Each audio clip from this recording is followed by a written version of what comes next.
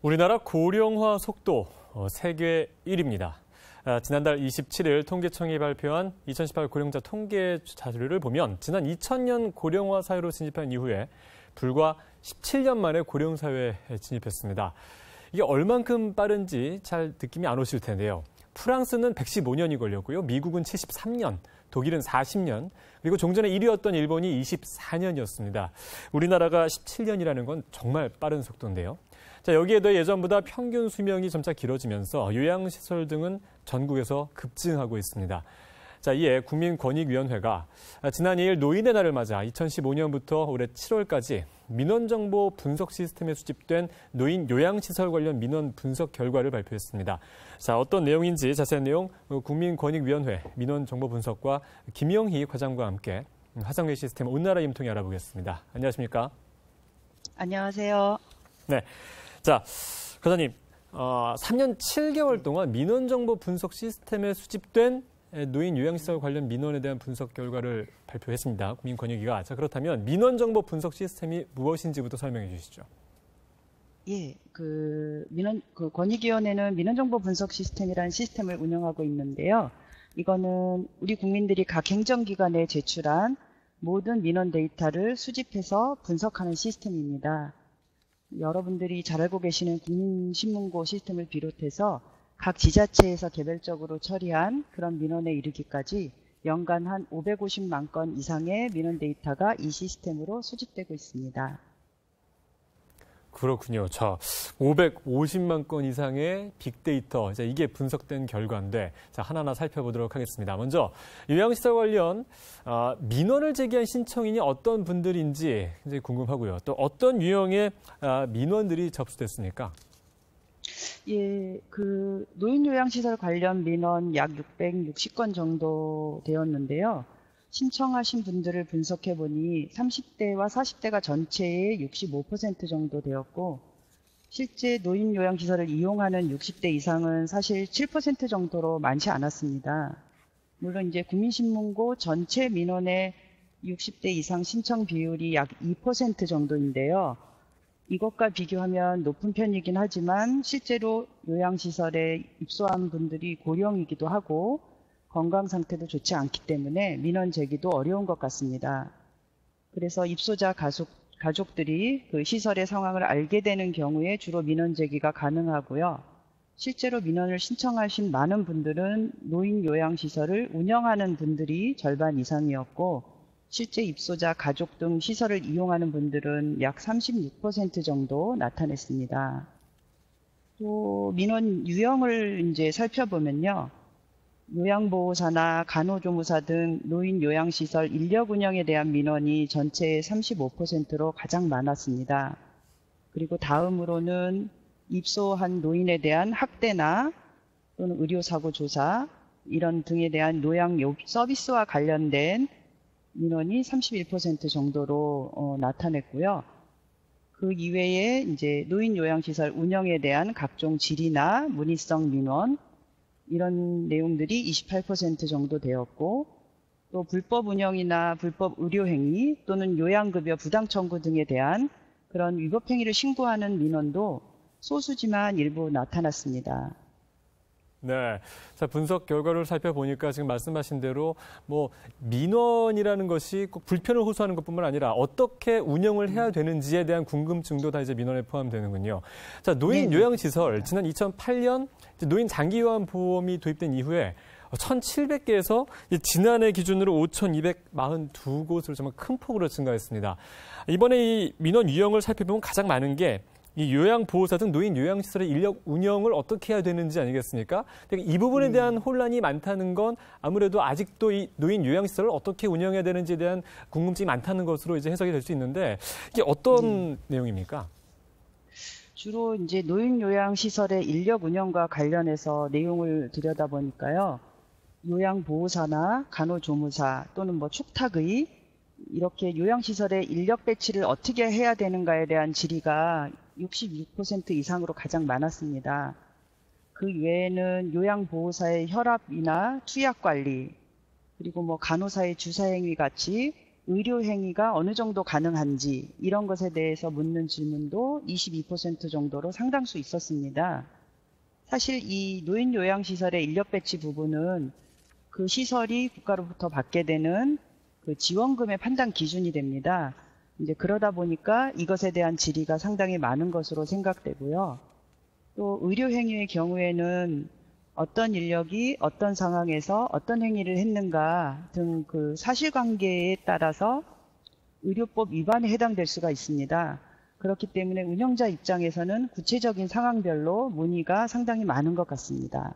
네, 그렇군요.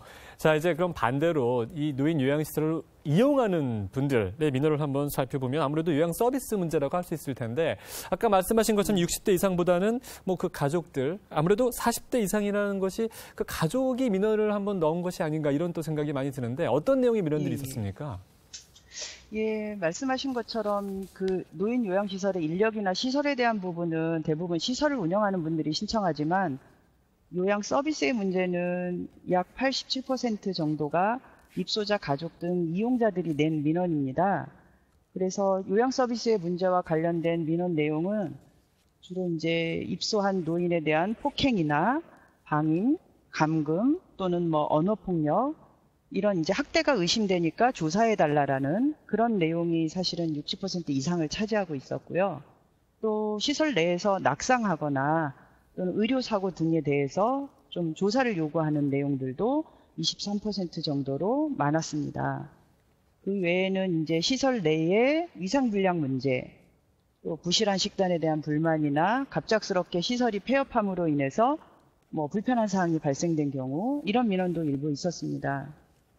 실제로 그 보건복지부가 내놓은 2017년 노인학대 현황 보고서에 따르면 노인학대로 신고돼서 실제 학대로 확인된 건수가 거의 이제 4,600건 정도 되는데 그 중에 292건이 노인 요양시설에서 발생했다고 합니다. 그런데 시설의 어떤 학대 신고율은 8.7% 정도로 시설 밖에 일반 이제 가구에서 거주하는 그런 노인 가구 신고율보다 뭐 그 신고율이 한 13.3% 되는데요. 그거보다는 굉장히 낮습니다. 이제 그렇다고 보면 그 입소자의 대다수가 사실은 치매나 또는 노인성 뇌질환 뭐 이런 것들로 인해서 정확한 의사 표현이 어려운 그런 현실인 것이고요. 또 이제 그런 차원에서 뭐 그 CCTV 설치나 이런 시설 내 상황에 대한 어떤 외부 모니터링이 좀 강화되어야 할 것으로 그렇게 보여집니다. 네. 정말 빠르게 고령 사회가 됐는데 그만큼 이제 노인 요양시설을 원하는 분들은 많지만 그거에 부응하는 서비스 개선이 앞으로 좀 시급한 그런 식으로 좀 해석이 되는데요. 자, 그리고 이제 노인 요양시설 운영과 관련해서 이 부분에서는 어떤 내용들이 제기됐는지 궁금한데요. 입소자들의 좀 민원이 다 다를 것 같습니다. 그렇죠. 말씀하신 것처럼 이제 시설에 대해서 궁금한 점들이 굉장히 다른데요. 실제로 시설 운영자의 입장에서는 뭐 이제 침실이나 급식실, 뭐 또는 안전시설 이런 기준에 대한 질의가 가장 많았고, 그다음에 이제 시설 내에서 발생하는 각종 폐기물들이 있습니다. 뭐 일회용 기저귀라든지 분비물이라든지 이런 이제 의료 폐기물에 대해서 어떻게 처리해야 되는지에 대한 문의가 많았습니다. 반면에 시설 이용자 입장에서는 주로 이제 입소자 가족들이 낸 민원인데요. 노인 학대나 안전사고 그런 것과 이제 관련해서 입소실 내에 CCTV 설치가 가능한지 이런 것들을 묻는 내용들이 많았습니다.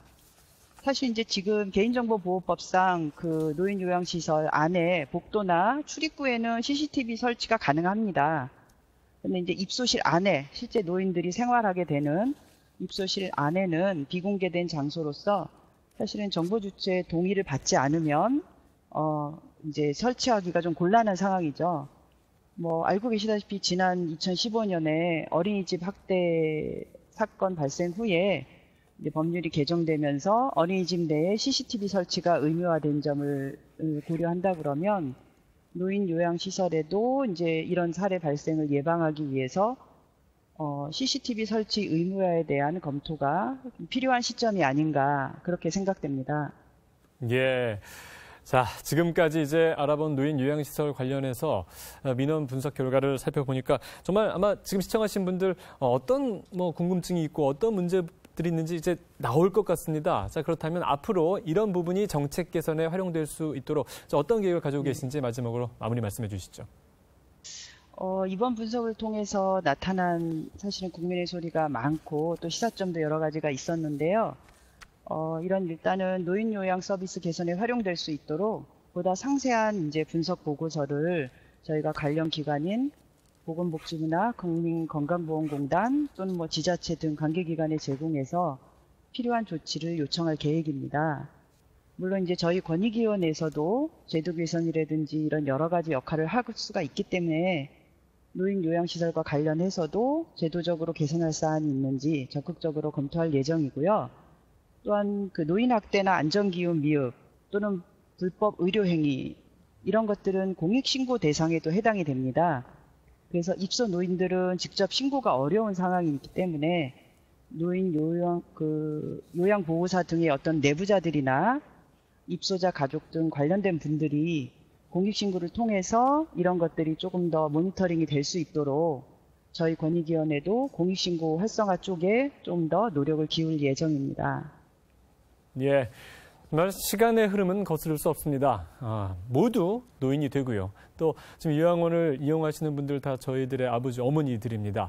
자, 세계에서 가장 빠르게 늙어가고 있는 이런 현실을 감안했을 때 이에 대한 대책 마련이 시급한 상황인데요. 노인 요양시설 관련 민원 분석 자료가 말씀하신 대로 정책 개선에 잘 활용돼서 정말 어르신들이 존엄한 노후를 보장받을 수 있는 그런 사회가 되는데 밑거름의 역할을 할 수 있기를 기대해 보겠습니다. 자, 지금까지 국민권익위원회 민원정보분석과 김영희 과장과 함께했습니다. 오늘 말씀 고맙습니다.